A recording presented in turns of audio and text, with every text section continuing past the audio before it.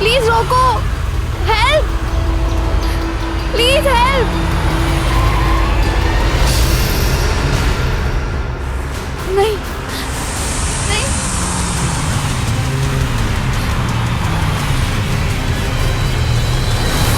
सबा, महज 14 साल की एक मासूम किशोरी जंगल के बीचों बीच क्या कर रही थी? और यूं खून से लथपथ किससे डरकर भाग रही थी वो?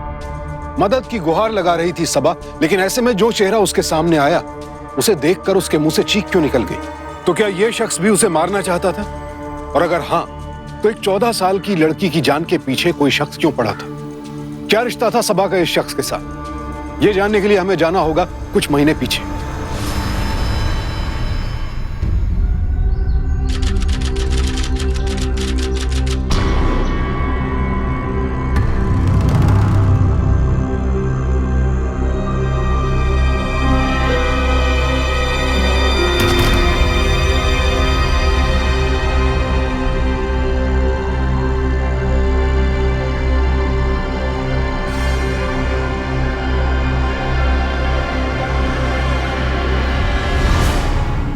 ये लो, हमने खुदा से कहा था कि किसी फरिश्ते से मिला दे, और हमारे सामने हमारा नन्हा फरिश्ता हाजिर है।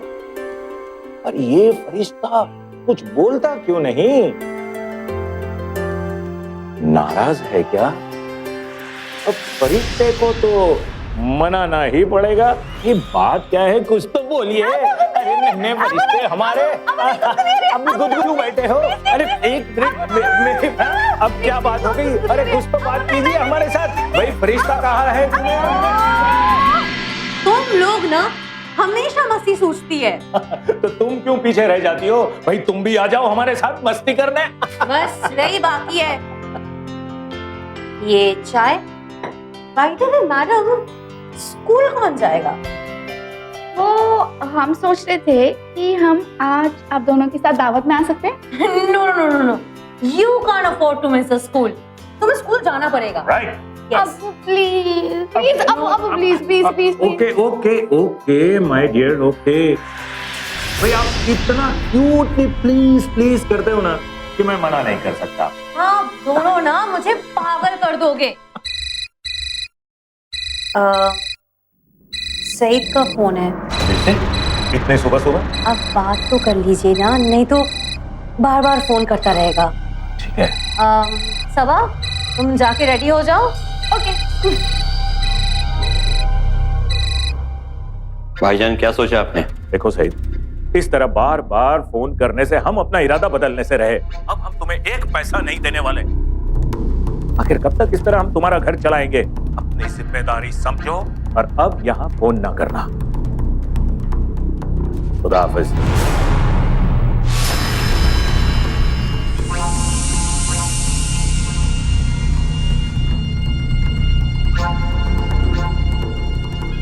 अरे सबा बेटा, सबा, अपने अम्मी को बोलो हमें दवा दे। दादी आज हम आपको दवा देते हैं। वो सैयद चाचू का कॉल आया था तो अम्मी उधर बिजी है। अरे ये सईद भी ना मेरी कोख को शर्मसार कर रखा है इसने। कुछ करता धरता तो है नहीं, जब देखो अपने बड़े भाई के पीछे ही लगा रहता है। दादी जान, ये सब बातें आपको छोटे बच्चों के सामने नहीं बोलनी चाहिए। शरीर कहीं की, कहाँ से छोटी है तू? अरे लड़कियां तो बहुत जल्दी समझदार हो जाती हैं। दादी मैं छोटे ही ठीक हूँ, वो बड़े होती कितनी टेंशन होती है, बाप रे बाप। अच्छा अब वो मुझे ना दावत पे लेके जा रहे हैं। अच्छा। तो मैं तैयार होने जा रही हूँ। अच्छा हाँ, तो बाय बाय।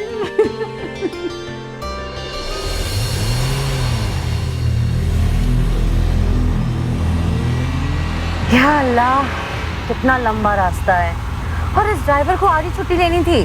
कोई बात नहीं, अरे कोई जरूरी काम आ गया होगा उसे। ऐसे भी वो बेचारा कहाँ बार बार छुट्टियां लेता है। चलो इसी बहाने हमारी खुद की गाड़ी चलाने का लुत्फ मैं उठा लेता हूँ। अरे रुकिए रुकिए रुकिए, लगता है किसी का एक्सीडेंट हुआ है। आप दोनों गाड़ी में ही बैठे रहो, मैं जाकर देखता अबू संभाल के।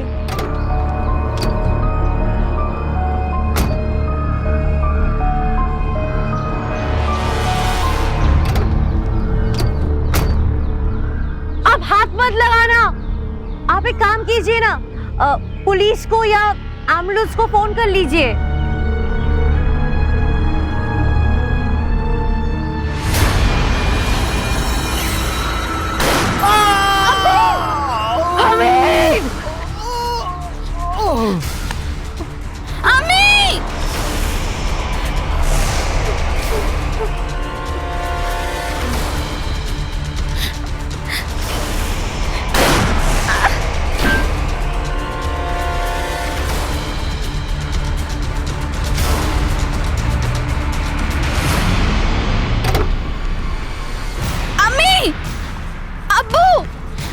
उठिए ना अम्मी, अम्मी आप भी उठिए ना। अब्बू अब्बू प्लीज उठिए ना। हमीद दावत से लौट रहा था, पूरा परिवार खुश था। उन्हें रास्ते में एक आदमी बेहोशी की हालत में मिला और तभी अचानक उस शख्स ने उठकर उन पर गोलियां बरसानी शुरू कर दी। ये कोई साधारण लूट का मामला नहीं था। जिस तरह से हमला किया गया उससे साफ था कि यह प्री प्लान था और हमलावर के निशाने पर हमीद के साथ साथ उसका पूरा परिवार था। एक ही पल में एक हंसता खेलता परिवार उजड़ गया। करण से उसके शौहर का साथ छूटा, सबा के सर से उसके पिता का साया उठ गया। अब मासूम सबा के जहन में बस यही सवाल था कि आखिर किसकी उसके पिता से ऐसी दुश्मनी थी, किसने उनकी हत्या की और क्यों, किसने उनकी दुनिया उजाड़ दी। देखिए मिसेस खान, मैं आपकी हालत को अच्छी तरह से समझ सकता हूँ, लेकिन बयान तो आपको देना ही चाहिए, तभी जाकर हम आपके शौहर के कातिल को पकड़ पाएंगे। क्या आप बता सकती हो शख्स का हुलिया वगैरह कैसा था? कुछ नहीं देखा। उसने चेहरे पे मास्क पहना हुआ था, जिसकी वजह से उसका चेहरा क्लियरली नहीं दिख रहा था।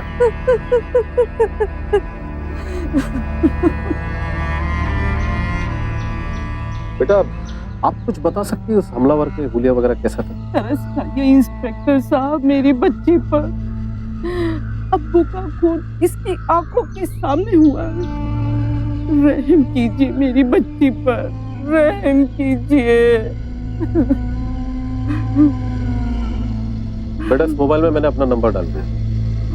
आपको जब भी कुछ भी याद आता है इस नंबर पे कॉल कर दें। उस्मान, देखो ना, लगता है किसी की बुरी नजर लग गई है हमारे हमीद को। हौसला रखिए। सबा कैसे है? पुलिस उससे पूछताछ कर रही थी। इंस्पेक्टर, मैं इनका फैमिली लॉयर हूँ, उस्मान।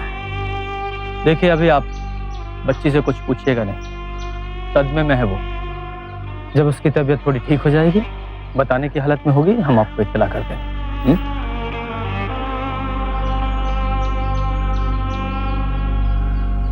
करण जी, हमीद मेरा क्लाइंट ही नहीं, जिगरी यार था मेरा। उसके कातिल को मैं छोड़ूंगा नहीं। आखिर ये कर कौन सकता है? उसने हम तीनों को मारने की कोशिश की है। आखिर कोई क्यों करेगा ऐसा? वो भी पता चल जाएगा।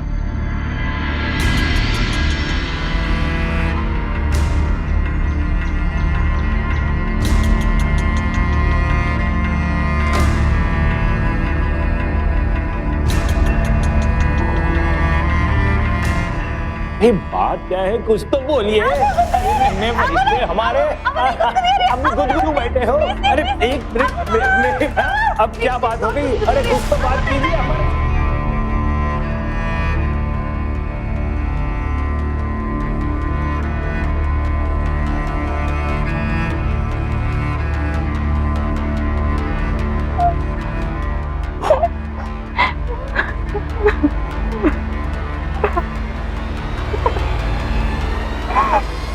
मिस्टर खान की बॉडी को पोस्टमार्टम के लिए भेज दिया गया है। बैलिस्टिक एक्सपर्ट को भी खबर दे दी गई। बॉडी परसों तक मिल जाएगी आपको। Thank you. कैसे हो गया? मेरा भाई, भाई तू सहारा था, वो चला गया अम्मी। एक ही पल में सब कुछ बदल गया। या खुदा, तेरा कहर बरसे उस कातिल पर। ये दिन तो दुश्मन को भी देखने को ना मिले। ये कहर हमारे खानदान पर ही टूटना था। हमें भाईजान का बिजनेस कैसे संभालूंगा अम्मी? सईद मियाँ, ये वक्त ऐसी बातें करने का नहीं है। अभी तो कफन दफन भी नहीं हुआ है। और आप कम से कम पुलिस कार्यवाही तो पूरी होने दीजिए, उसके बाद ही मैं वसीयत सामने ला पाऊंगा। अल्लाह हाफिज।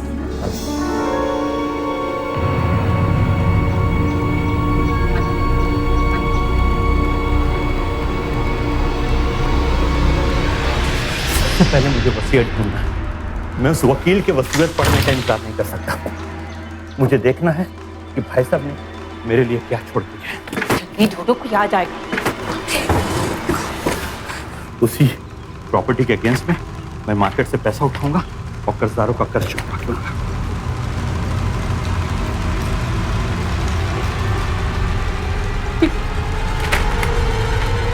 गद्दार सब कुछ अपनी बीवी और बच्ची के नाम पर करके गया।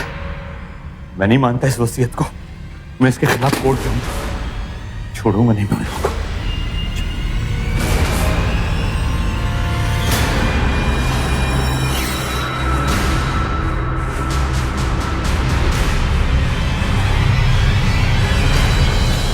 मिस्टर त्यागी, जैसा कि आप जानते हैं कि कातिल ने पूरे परिवार को मारने की कोशिश की और उसका मकसद अभी तक पूरा नहीं हुआ है, इसलिए वो दोबारा हमला करेगा।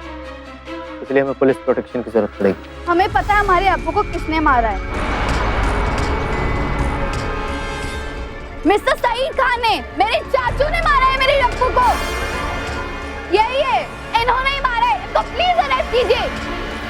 बेटी सवा, ये तुम क्या कह रही हो? मैं ऐसा क्यों करूंगा? भाईजान कितने अजीज थे मेरे लिए, मैं उन्हें क्यों मारूंगा? इन्होंने ही मारा है। सबा रिलैक्स बच्चे, ये तेरे चाचू हैं। तेरे ही आप समझ क्यों नहीं रहे हैं? इन्होंने ही मारा है अब्बू को। हम तुम्हारे अब्बू के कातिल को छोड़ेंगे नहीं। तो पकड़ लो, ये सामने ही खड़े हैं। इन्होंने ही मारा है। आप लोग समझिए ना प्लीज। अभी अब्बू के शरीरों पे थे और बिल देख रहे थे।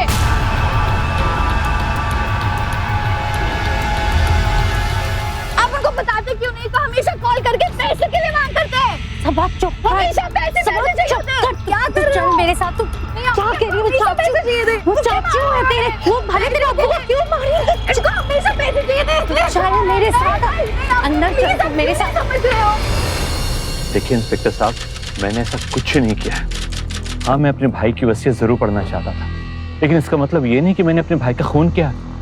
वो मुझे बहुत प्यार करते थे, मैं भी उन्हें बहुत प्यार करता था। देखो सही, सबा ने तुम पर इल्जाम लगाया है और इसके अलावा तुमने अपने भाई की चुपके से वसीयत पढ़ने की कोशिश की है। शक तो बनता है। अगर तुमने कुछ नहीं किया है तो पुलिस के साथ कोऑपरेट करो। अगर तुम बेगुनाह हो तो मैं तुम्हें कुछ नहीं होने दूंगा, लेकिन अगर तुमने गुनाह किया है तो तुम्हें कोई नहीं बचा सकता। समझे?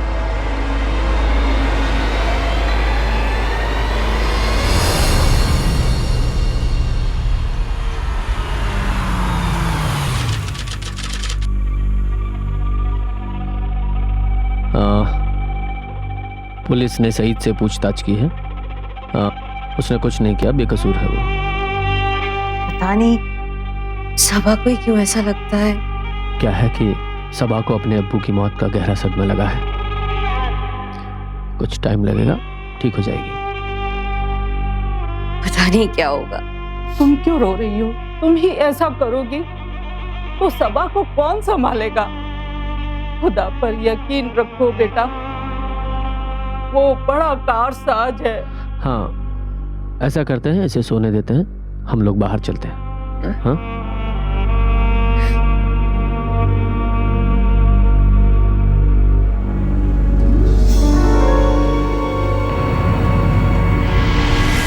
मुझे खबर लगी मैडम, सुन के बहुत तकलीफ हुई। मैं अपने आप को कभी माफ नहीं कर पाऊंगा। क्यों छुट्टी लिया मैंने उस दिन? शायद मैं उस दिन आया होता, ये हादसा न हुआ होता। क्यों मेरा बच्चा उसी दिन बीमार पड़ा? Relax Mohammed, it's all right, कोई बात नहीं। हाँ मोहम्मद, अपने आप को मत कोसो, तुम्हारी कोई गलती नहीं है।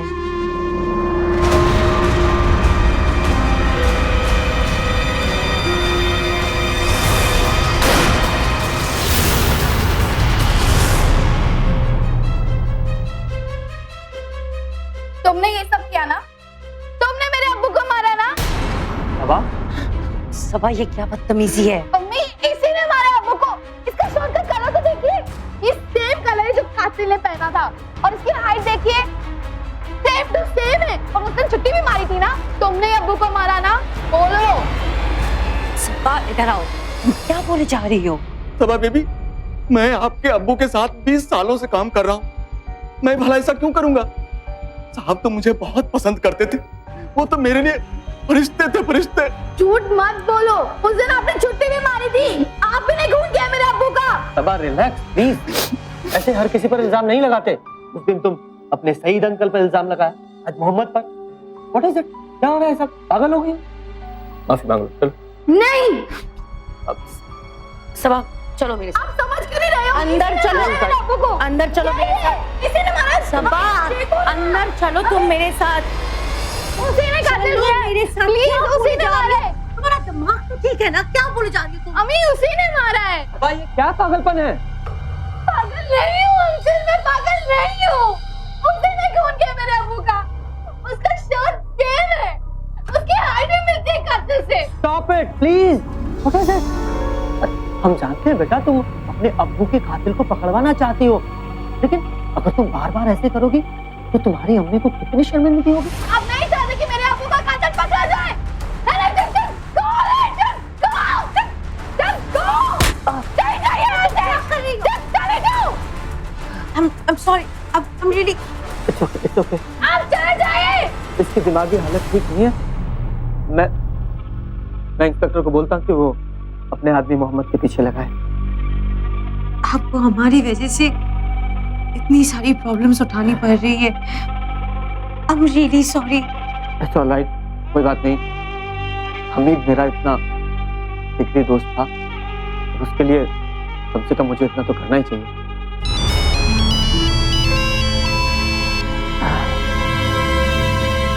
हेलो। हाँ, मैं इंस्पेक्टर त्यागी बोल रहा हूँ। बैलिस्टिक रिपोर्ट आ गई है, लेकिन उससे कुछ हाथ नहीं लगा है। 9mm पिस्टल से पॉइंट ब्लैंक फायर हुआ था। गोली सीधा दिल को छेदते हुए बाहर निकल गई। आप डेड बॉडी को ले जा सकते हैं। ठीक है। किसी का फोन था, बोल रहा है कि हम बॉडी क्लेम कर लें।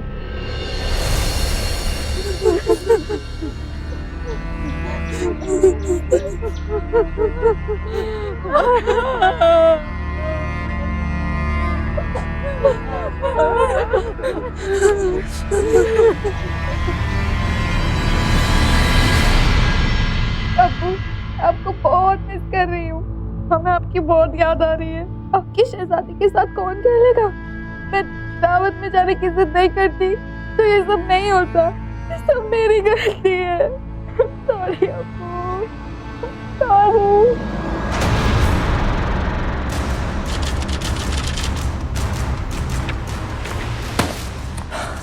ये सईद ने हमीद की विल पर स्टे ले लिया है। अब फैसला कोर्ट के हाथ में है, और तब तक किसी भी प्रॉपर्टी और पैसे को कोई हाथ नहीं लगा सकता। तब तक घर का खर्च कैसे चलेगा? अम्मी की दवाई, सबा की स्कूल की फीस, और ऊपर से घर के इतने खर्च, कैसे मैनेज हो पाएगा? और शायद इस मकान का टैक्स भी बाकी है। अगर आप बुरा ना माने, मतलब मैं कुछ पैसे दे सकता हूँ? नहीं, उधार प्लीज। नहीं, आपने पहले ही बहुत कुछ किया है हमारे लिए, और नहीं, कोर्ट के फैसले में और कितना टाइम लगेगा? देखिए, मैं लॉयर हूँ और मुझसे ज्यादा अच्छी तरह कौन जान सकता है कि कोर्ट में कितना टाइम लगता है। ऐसे मामलों में तो कभी कभी सालों लग जाते हैं। Just a moment.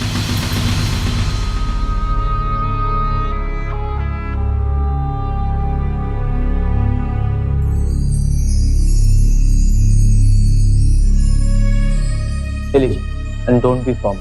ये 5 लाख रुपए का चेक है, कम से कम घर का खर्च तो चलेगा। लीजिए, और किसी भी चीज की जरूरत हो तो मुझे बताइए। जी उठिए यहाँ से, ये मेरी अब्बू की जगह है, उठिए। सबा, मेरी अब्बू की जगह और कोई नहीं ले सकता, और आप इधर नहीं बैठ सकते। Stop it Saba, what is this? तुम इतनी बड़ी हो गई हो, शर्म आनी चाहिए तुम्हें ऐसी बातें करते हुए। और इस हालत में अपनी अम्मी की मदद करने के बजाय तुम ये सब कर रही हो। Please stop all these nonsenses. ये मेरी अब्बू की चेयर, और आप इधर नहीं बैठ सकते, और मेरी अब्बू की जगह और कोई नहीं ले सकता। सबा, जिसके कंधों पर पूरे परिवार की जिम्मेदारी हो, उसकी मौत केवल उसे ही नहीं पूरे परिवार को मार डालती है। आय का साधन खत्म हो जाता है, परिवार की सुरक्षा का कवच टूट जाता है, खुशियां गम में तब्दील हो जाती हैं। और ऐसे में परिवार को बिखरते देर नहीं लगती। लेकिन ऐसे में इस परिवार को सहारा दिया उस्मान ने। अपने क्लाइंट और दोस्त हमीद के जाने के बाद उस्मान उसके परिवार का सहारा बन गया। उसने सबको संभाला। लेकिन अपने अब्बू से बेहद प्यार करने वाली सबा इस सदमे से बाहर ही नहीं आ पा रही थी। उधर सईद ने वसीयत के खिलाफ केस दायर कर दिया था, लिहाजा परिवार की माली हालत बिगड़ने लगी। लेकिन उस्मान हर हाल में सबकी मदद करने की कोशिश करता रहा। तुमने हमारे लिए अपनों से भी बढ़कर किया है। अब सैयद को ही देख लो, सगा भाई है, मगर वो आंसू पोंछने के बजाय रुला रहा है सबको। हमें इस निकाह से कोई एतराज नहीं है। और फिर तरन की उम्र भी पहाड़ सी पड़ी है, और हमारा भी क्या भरोसा, फिर उसे किसी के सहारे की जरूरत तो होगी ना। तरन, तुझे इस निकाह से इनकार तो नहीं बेटा?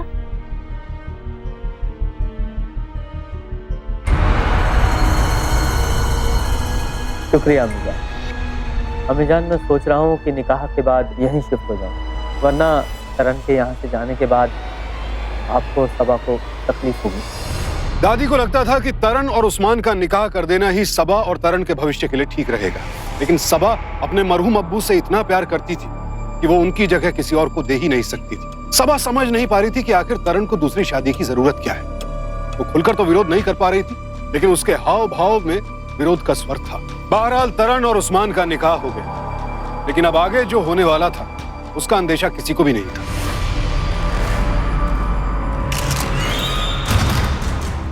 ये हमारे अब्बू का कमरा है, और इधर और कोई नहीं आ सकता, और मुझे ये निकाह मंजूर नहीं है।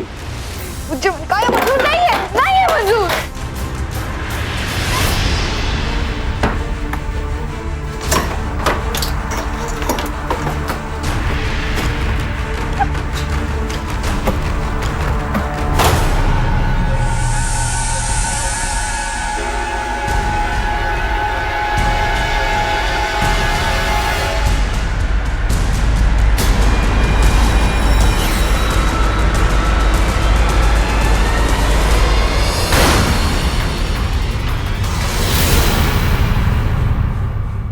मतलब उस्मान अंकल ने अबू का कत्ल किया?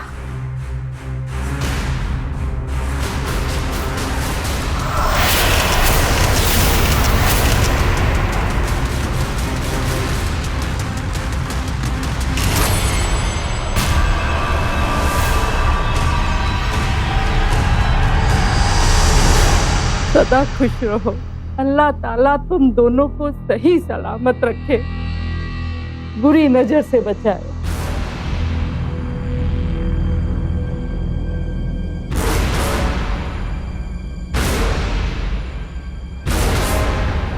पर इनके हाथ में तो कोई रिंग नहीं है अभी।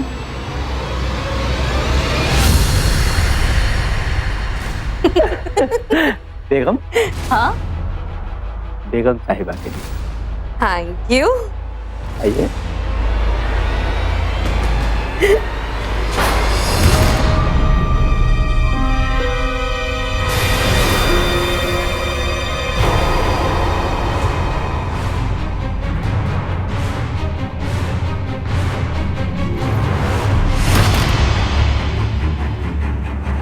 ये किया क्या तुमने?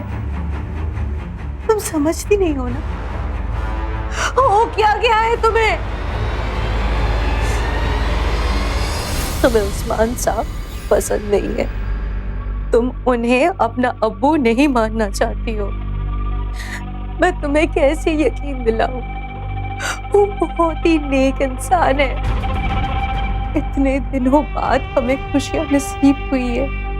बेटा तुम क्यों अपनी नादानियों से सबको तकलीफ देना चाहती हो? क्यों? तुम्हारे अब्बू के जाने के बाद तुम्हें पता है ना हम कितने अकेले पड़ चुके थे। हमने जीना छोड़ दिया था। अगर उस्मान साहब नहीं होते तो हमें कौन संभालता? तुम्हें तो पता है ना कि उन्होंने हमारे लिए कितना कुछ किया है। क्या तुम नहीं चाहती कि हमारा परिवार फिर से खुश है? अब प्लीज मत रोइए। I am sorry. मैं अभी ऐसा कुछ नहीं करूंगी। I am sorry. सॉरी अम्मी।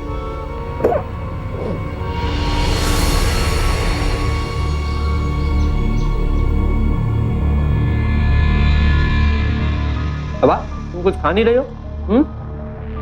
अरे सबा को कुछ दो ना। हमें नहीं चाहिए। अरे ले लो थोड़ा सा।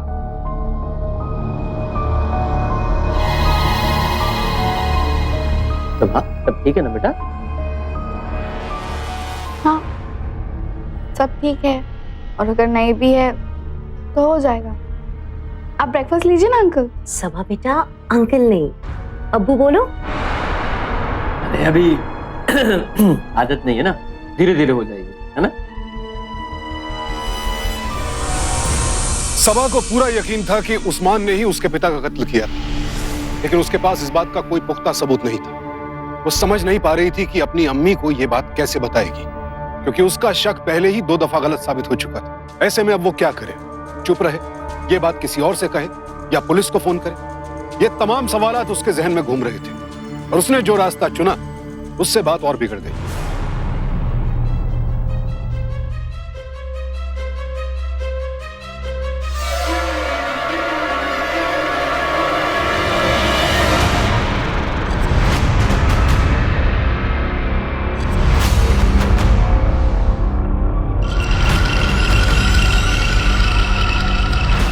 ये फोटो सबा के पास कहां से है?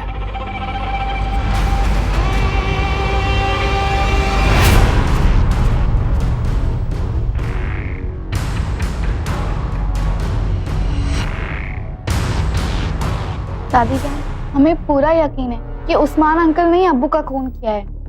ये तू क्या कह रही है? हम सच कह रहे हैं दादी जान। तू ऐसा मत कह।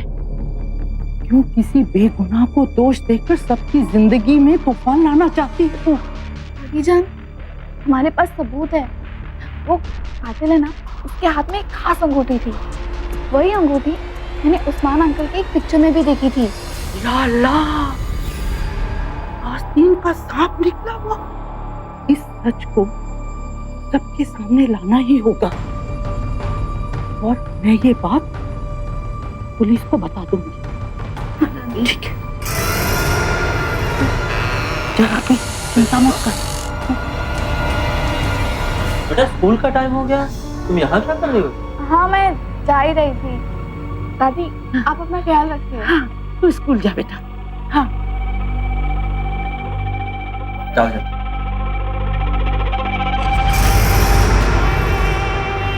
मम्मी जान, ये सबा आपसे क्या कर रही थी? सबा कुछ नहीं कह रही थी, वो तो मेरी तबीयत के बारे में पूछ रही थी बस। हाँ।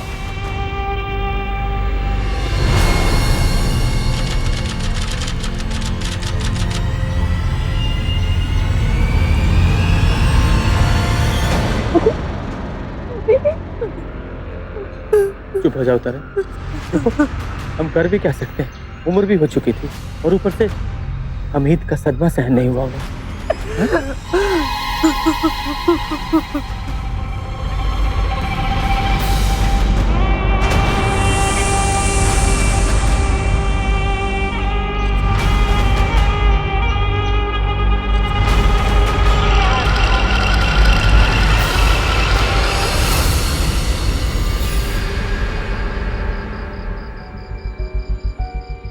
सबा कम से कम जूस तो पी ले।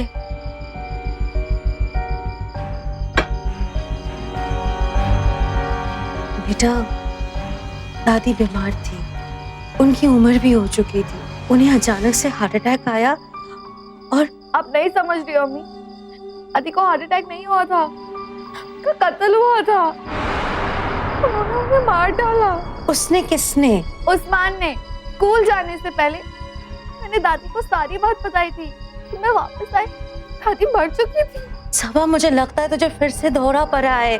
भला उस्मान दादी को और तेरे अब्बा को क्यों मारेंगे? अम्मी एक मिनट, अम्मी इधर ही थी फोटो। क्या कर रही? क्या हो गया है तुझे? तुम कुछ भी कहानियां बना रही हो। बेटा, अगर उन्हें तुम्हारे अब्बू को मारना होता तो वो हम दोनों पे हमला क्यों करते? और अगर हम दोनों को ही मारना होता तो हमसे निकाह क्यों करते? तुम्हें क्यों पालते? ये सब शक तुझे तबाह कर देंगे। अम्मी मैं कुछ नहीं जानती, मुझे पता है कि उन्होंने ही खून किया है। अब शांत रहोगे?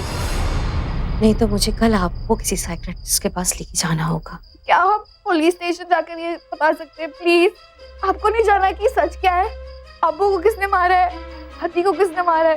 प्लीज। हाँ बेटा, हम जाएंगे, ठीक है? आप रेस्ट करो, आप बैठो यहाँ पे। अभी तुम रिलैक्स करो, ठीक है? हम इस बारे में कल बात करेंगे, ओके?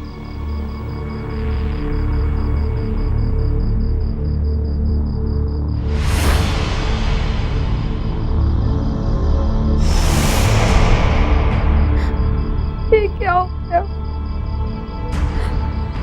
एक फोटो था, ये हाथ से चला गया।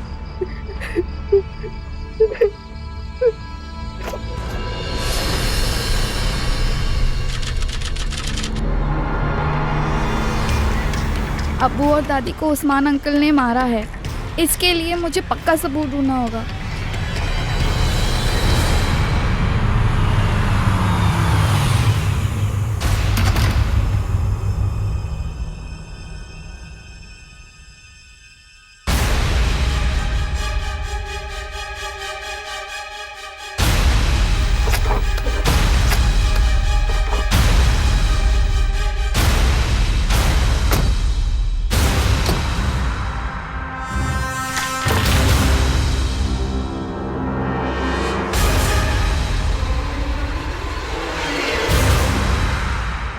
ले लिया?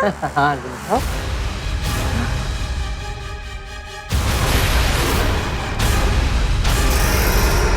आज तो मजा आ गया। मैं फुल ऑन दिल खोल के शॉपिंग वो की। जो मैंने मेरा सूट पसंद किया था ना तुम्हें, हाँ। बहुत सुंदर कलर तुमसे लगेगा। अब मैं अम्मी को ये सबूत दिखाऊंगी।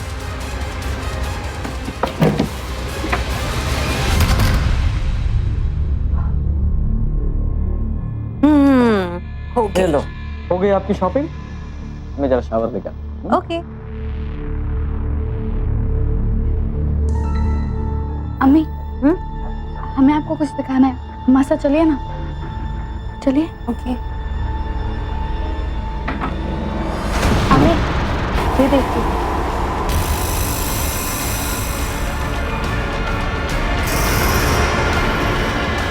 तुम बाहर वेट करो, मैं कार की चाबी लेके आती हूँ। हम लोग पुलिस स्टेशन जाएंगे।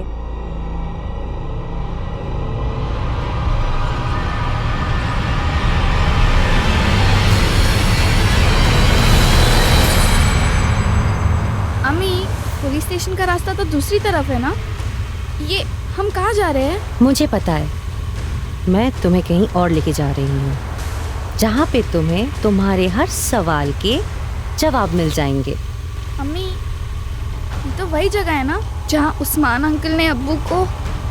अम्मी हमें ये जगह बिल्कुल पसंद नहीं है, प्लीज आप कहीं और चलिए ना। अम्मी हम इधर क्यों आए हैं? मुझे तुम्हें कुछ दिखाना है। अम्मी लेकिन अम्मी प्लीज जल्दी आइए ना, मुझे इधर बहुत डर लग रहा है। मैं अब भी आती हूँ। अम्मी प्लीज जल्दी आइए।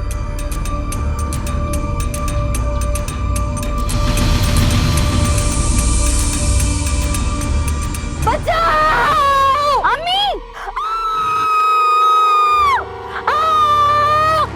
अम्मी! अम्मी! सबा! अम्मी! अम्मी! अम्मी! अम्मी!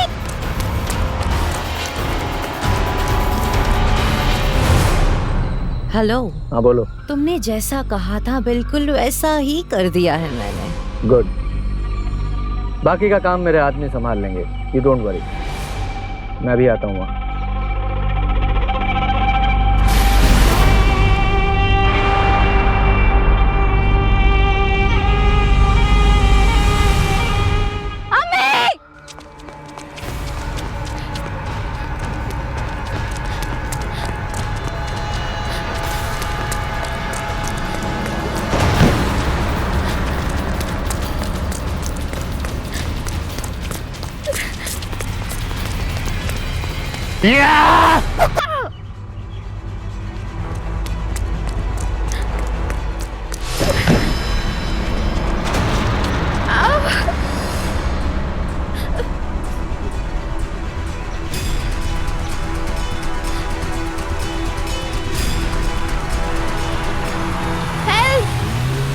प्लीज रोको, हेल्प, प्लीज हेल्प। कम इन। आप नहीं, आओ। नहीं। डैम इट, अब इसके खून से भी दोबारा मुझे अपने हाथ रंगने पड़ेंगे।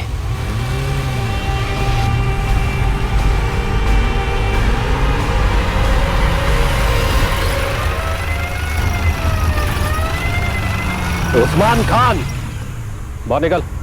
होशियारी नहीं। क्या किया मैंने? ये लड़की पागल हो गई है, बेटी है मेरी, उसे ही ढूंढ रहा था मैं। झूठ नहीं, वो देख।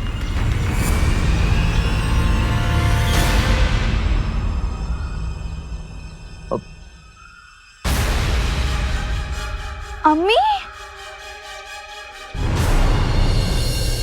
आप समझ नहीं रहे इंस्पेक्टर, आप कुछ साबित नहीं कर सकते। वो जो दो बदमाश है ना, तो नहीं पहचानता, उनके बयान से भी कुछ साबित नहीं होगा। और ये लड़की 2 बार 2 अलग अलग लोगों पर इल्जाम लगा चुकी है। पागल है, आप अपना वक्त खराब कर रहे हैं। वक्त तुम्हारा खराब आ गया उस्मान खान। सबा मुझे फोन पर सब कुछ बता चुकी है। वो तो डरी हुई थी कि उसकी अम्मी उसकी बातों पर भरोसा क्यों नहीं कर रही है। इंस्पेक्टर अंकल, मैं सबा बोल रही हूँ। हाँ बोलो बेटा। अंकल, उस्मान अंकल ने मेरे अब्बू को मारा है। मैंने उस्मान अंकल के फोटोग्राफ्स में वो रिंग देखी है जो कातिल ने पहनी थी। तुमने इसके बारे में किसी को कुछ बताया तो नहीं? हाँ, मैंने अम्मी को बताया था, लेकिन वो मुझ पे विश्वास नहीं कर रही। मुझे बहुत डर लग रहा है। उन्होंने मेरी दादी को भी मारा, और अगर वो मेरी अम्मी को कुछ कर दे तो?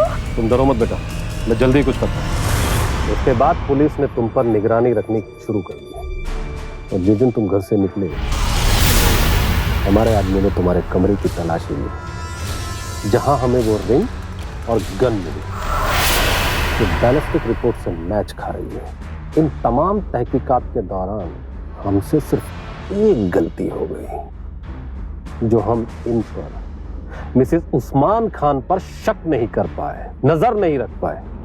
कैसे शक करते? एक बीवी, एक माँ अपने ही शौहर के कत्ल की प्लानिंग में शामिल हो सकती है। तुमने अपने शौहर का कत्ल किया है और अब अपनी बेटी को मारने की कोशिश की। इससे पहले कि मैं तुम लोगों से सख्ती से पेश आऊं, तोते की तरह मुंह खोल दो अपना। किया है, सब कुछ मेरी प्लानिंग है, सब कुछ मैंने ही किया है, क्योंकि मैं उस्मान से प्यार करती हूँ। हाँ, प्यार करती हूँ मैं उस्मान से। काफी साल पहले मैं उस्मान से मिली, जब ये हमीद के लॉयर बन के आए थे। धीरे धीरे हमारे बीच प्यार हो गया, हमारा अफेयर अच्छा चल रहा था।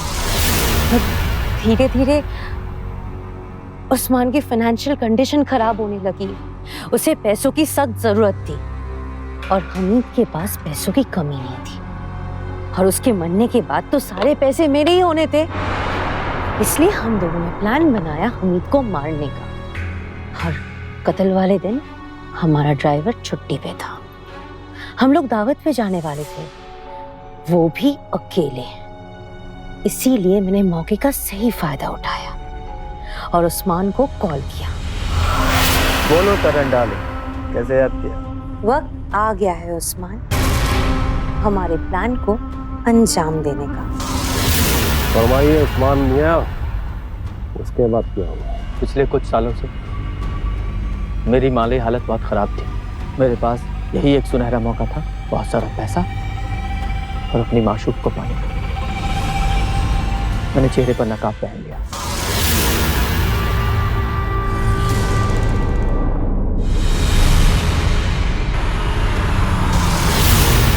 मुझे पता था हमीद एक शरीफ आदमी है, किसी को भी यूं सड़क पर पड़ा देखेगा तो मदद के लिए आएगा, और वैसा ही हुआ। पहले मैंने हमीद को मारा, फिर तरन पर गोली चलाई जिससे उस पर कोई शक नहीं। फिर दवा को भी रास्ते से हटाने की कोशिश की। इसकी किस्मत ये बच गई, और मेरी बदकिस्मती की इसने मेरी रिंग देख ली, और उसके बाद मैं इसे नहीं मार पाया क्योंकि शक तो मुझ पर ही जाता। वैसे भी मुझे इसे मारने की जरूरत नहीं थी, क्योंकि निकाह के बाद सारा पैसा और तरन मेरे ही हो जाने वाले थे। इसे नहीं मार पाया क्योंकि शक तो मुझ पर ही जाता। वैसे भी मुझे इसे मारने की जरूरत नहीं थी, क्योंकि निकाह के बाद सारा पैसा और तरन मेरे ही हो जाने वाले थे।